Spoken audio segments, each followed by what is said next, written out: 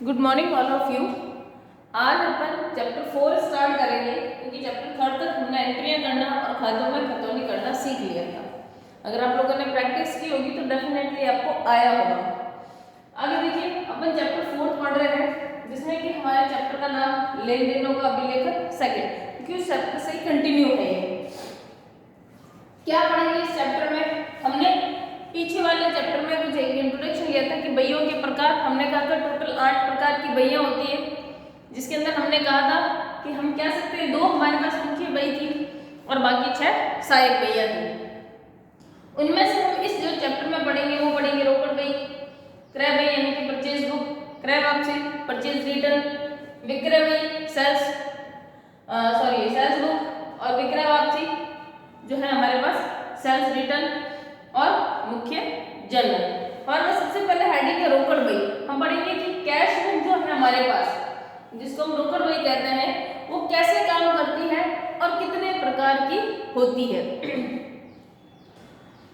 हम देखेंगे कि हमारे पास जो कैश बुक है, हम पढ़कर आए हैं कैश बुक और कैश अकाउंट के बारे में। आगे भी अपन जब थोड़ा डिटेल में पढ़ेंगे, जो व्यापारी कैश बही यानी कि कैश बुक रख लेते हैं उनको मोस्ट ऑफ कैश अकाउंट रखने की जरूरत नहीं होती। उसका कारण ये होता है कि वो कैश अकाउंट के सारे काम कर देती है, इसलिए क्योंकि हमने कैश अकाउंट में क्या पढ़ा था, जो पैसा आएगा और जो पैसा जाएगा। रोकड़ बही नाम से पता चल रहा है कैश बुक, इसके अंदर भी हम वही चीजें मेंशन करेंगे, पैसा आएगा और पैसा जाएगा। इसीलिए जनरली ये होता है जो व्यापारी है वो जो लोग रोकड़ बही अगर रखते हैं तो उनको रोकड़ खाता रखने की आवश्यकता नहीं होती, क्योंकि वो उसका काम यहाँ पर कर देती है। आइए पढ़ते हैं रोकड़ बही। रोकड़ बही आपको अलग अलग किताबों में अलग अलग चीजें मिलेगी। बहुत सी जगह ये जो त्रिस्तंभीय रोकड़ बही है इसको गायब कर दिया और कह रहे हैं 3 प्रकार की, ठीक है। कुछ जगह में आपको ये मिसिंग मिलेगी, डिस्काउंट वाला पोर्शन, अगर कुछ पुरानी किताब लिखी होती है तो उसमें। अगर हम बात करें तो हम पढ़ेंगे कि मुख्य रूप से जो रोकड़ बही होती है वो 4 प्रकार की होती है। कितने प्रकार की होती है? 4 प्रकार की। कौन कौन सी होती है? देखो, पहले एक स्तंभीय रोकड़ बही, नाम से ही पता चल रहा है, जिसको हम इंग्लिश में कहेंगे सिंगल कॉलम कैश बुक, यानी कि एक स्तंभीय रोकड़ बही। क्या है इसके अंदर? नाम से पता चल रहा है इसके अंदर एक ही स्तंभ है। किसका है? वो भी कैश का। आगे जब हम अपन कल प्रैक्टिकल करेंगे तब आपको पता चलेगा कि किस तरह से इसके अंदर खाली एक कैश का कॉलम ही है और हम बनाएंगे। यहाँ पर डेट आएगी हमारे पास, यहाँ पर हमारे पास पर्टिकुलर आएगा, यहाँ पर हमारे पास LF आएगा, यहाँ हमारे पास कैश का कॉलम आएगा, फिर से शुरू हो जाएगा डेट, पर्टिकुलर, LF और यहाँ पर आपको कैश का कॉलम। ऐसे करके 4 ही कॉलम डेबिट साइड होंगे और 4 ही कॉलम क्रेडिट साइड होंगे। इसीलिए हम कहते हैं कि इस कैश बुक में हमारे पास कितने कॉलम होंगे? 8 कॉलम। कल हम इसका प्रैक्टिकल करेंगे तब आपको पता लगेगा कि किस तरह से ये 8 कॉलम है और किस तरीके से ये काम करते हैं। तो इस जो सिंगल कैश बुक है उसके अंदर हम क्या करेंगे? उसके अंदर हम केवल रोकड़ के लेन देनों को दिखाएंगे। सिर्फ पैसा आएगा और पैसा जाएगा। कैश, यहाँ पर सिर्फ कैश यानी कि रोकड़, उससे मतलब है बैंक का किसी भी प्रकार का ट्रांजैक्शन हम इस कैश बुक में नहीं दिखाएंगे, केवल और केवल रोकड़ के लेन देन दिखाएंगे।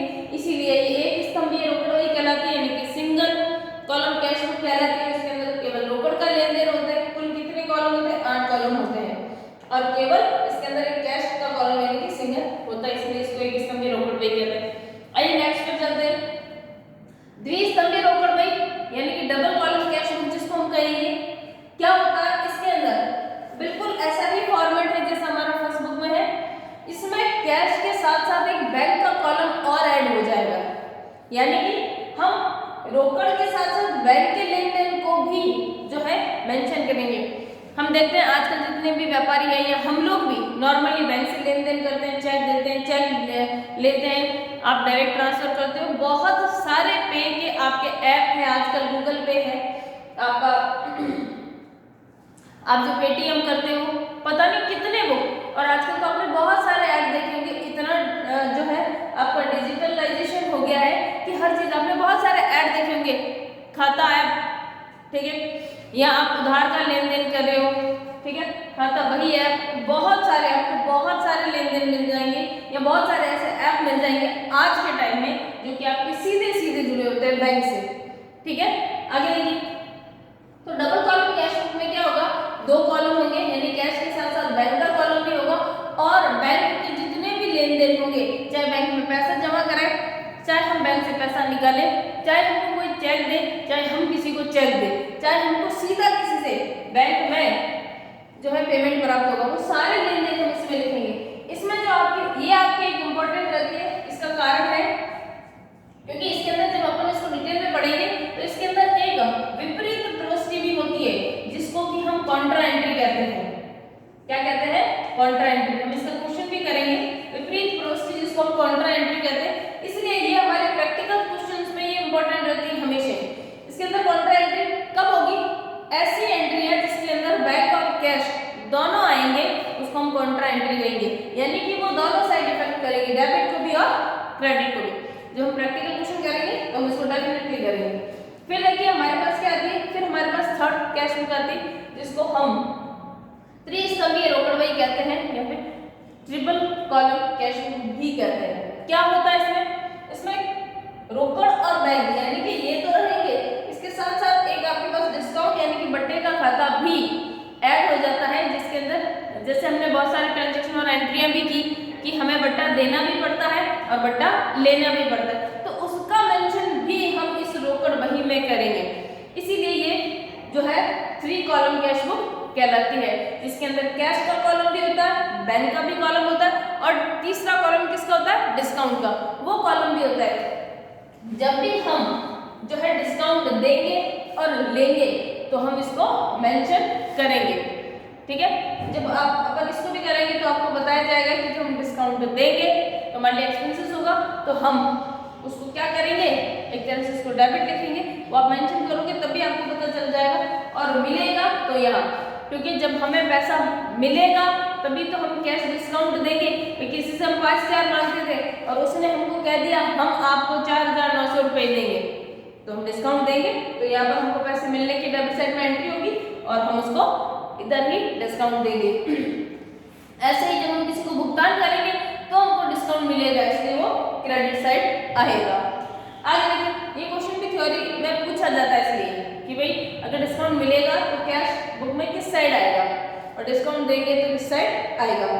आगे देखिए फोर्थ में चलते हैं, हमारे पास खुदरा या फुटकर रोकड़ बही जिसको हम पेटी कैश बुक भी कहते हैं। क्या होता है इसमें, जितने भी छोटे मोटे खर्चे हैं, जैसे मान लीजिए आपके स्कूल में या आप अगर एक बिजनेस करते हो तो आप छोटे मोटे खर्चे, भाई आप अपने जो सेवा सहयोगी हैं उनको ही आप ये कहते हो कि आप जाइए पेंसिल ले आओ या रबड़ ले आओ, स्टेपलर की पिन्ने ले आओ, या मान लीजिए कोई आ गया तो चाय बाहर से मंगा लिया। तो ये जो छोटे मोटे खर्चे हैं इसके लिए हमें क्या करना पड़ता है, एक अलग कैश बुक रखते हैं जो कि सामान्यतः हम उसका हिसाब हर महीने कर देते हैं और उसमें हम कुछ एडवांस भी देते हैं। उसमें हर महीने जो हमारा सेवा सहयोगी होगा उसको हम कुछ न कुछ एडवांस देंगे और वह पूरे महीने खर्चे करेगा और लास्ट में हमको हिसाब दे देगा। तो उसके जितने रुपए खर्च हो गए हैं हम उसको उतना और दे देंगे। इस तरह से ये कार्यक्रम आगे से आगे चलता रहता है।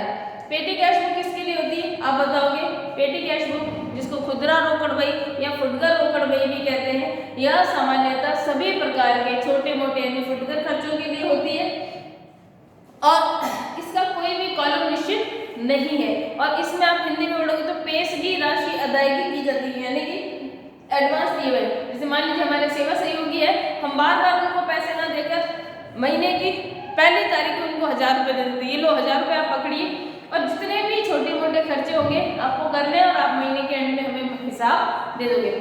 अगर कम पड़ते हैं तो और दे दिए जाएंगे और अगर कुछ पैसे बच गए हैं तो जितने खर्च हो गए हैं उतने और दे दिए जाएंगे।